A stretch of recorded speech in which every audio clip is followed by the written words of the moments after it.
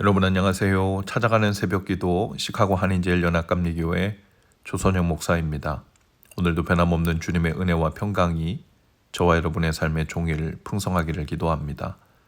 오늘 말씀은 야고보서 1장 19절에서 26절까지 말씀입니다. 내 사랑하는 형제들아 너희가 알지니 사람마다 듣기는 속히 하고 말하기는 더디하며 성내기도 더디하라. 사람이 성내는 것이 하나님의 의를 이루지 못함이라. 그러므로 모든 더러운 것과 넘치는 악을 내버리고 너희 영혼을 능히 구원할 바 마음에 심어진 말씀을 온유함으로 받으라. 너희는 말씀을 행하는 자가 되고 듣기만 하여 자신을 속이는 자가 되지 말라. 누구든지 말씀을 듣고 행하지 아니하면 그는 거울로 자기의 생긴 얼굴을 보는 사람과 같아서 제 자신을 보고 가서 그 모습이 어떠했는지를 곧 잊어버리거니와 자유롭게 하는 온전한 율법을 들여다보고 있는 자는 듣고 잊어버리는 자가 아니요 실천하는 자니 이 사람은 그 행하는 일에 복을 받으리라. 누구든지 스스로 경건하다 생각하며 자기 혀를 제갈 물리지 아니하고 자기 마음을 속이면 이 사람의 경건은 헛것이라. 아멘.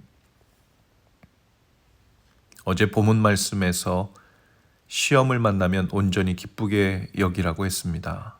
그런데 우리가 시련을 받을 땐 우리 속에서 일어나는 즉각적인 반응은 아마도 짜증이 먼저일 것입니다.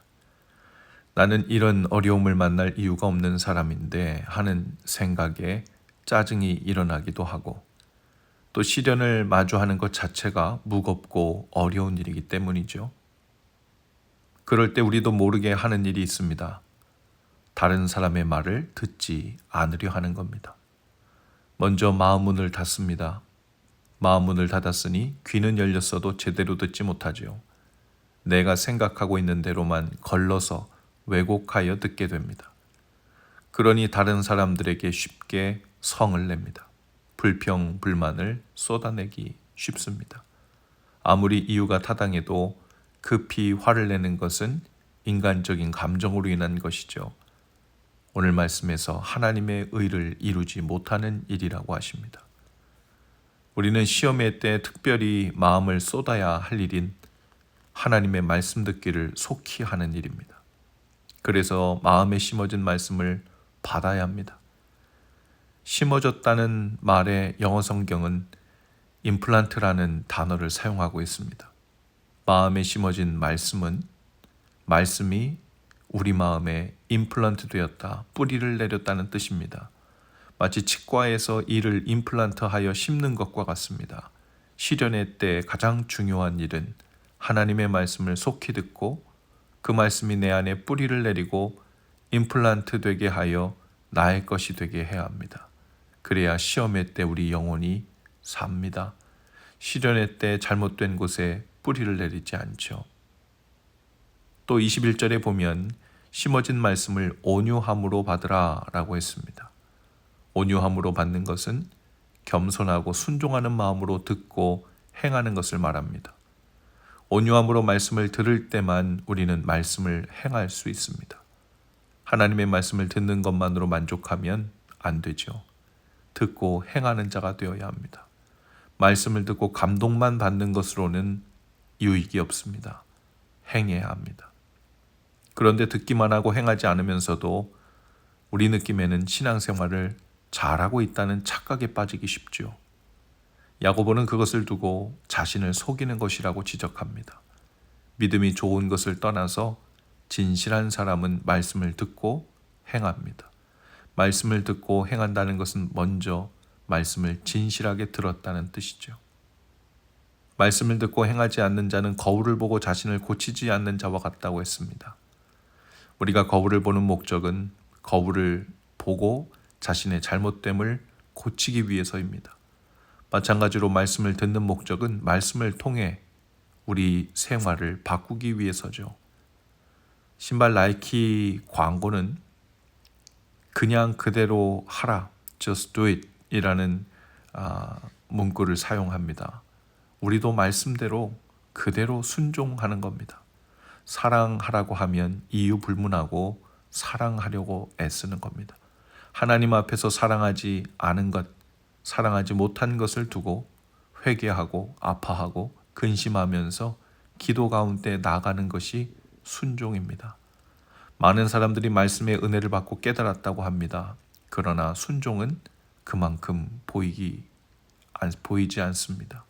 순종이란 말은 내 계산과 조건을 다 떼놓고 주님의 뜻대로 행하기로 했다는 뜻입니다. 그것이 순종입니다. 그래서 순종은 어떤 일에 대한 것이 아니고 주님을 대하는 우리의 태도에 관한 일입니다. 예수님의 말씀과 마음을 그대로 받아들였는가 하는 것에 관한 일이죠. 그래서 순종할 때 그 말씀이 우리의 마음에 오래 남습니다. 그 말씀의 능력을 경험하게 되죠. 그리고 예수님을 향한 경외함도 진실해집니다. 말씀은 듣고 행하지 않으면 곧바로 잊어버립니다. 새가 물고 가버리듯 없어지고 맙니다. 순종하고 행하는 말씀만 내 영혼의 자양분으로 남죠.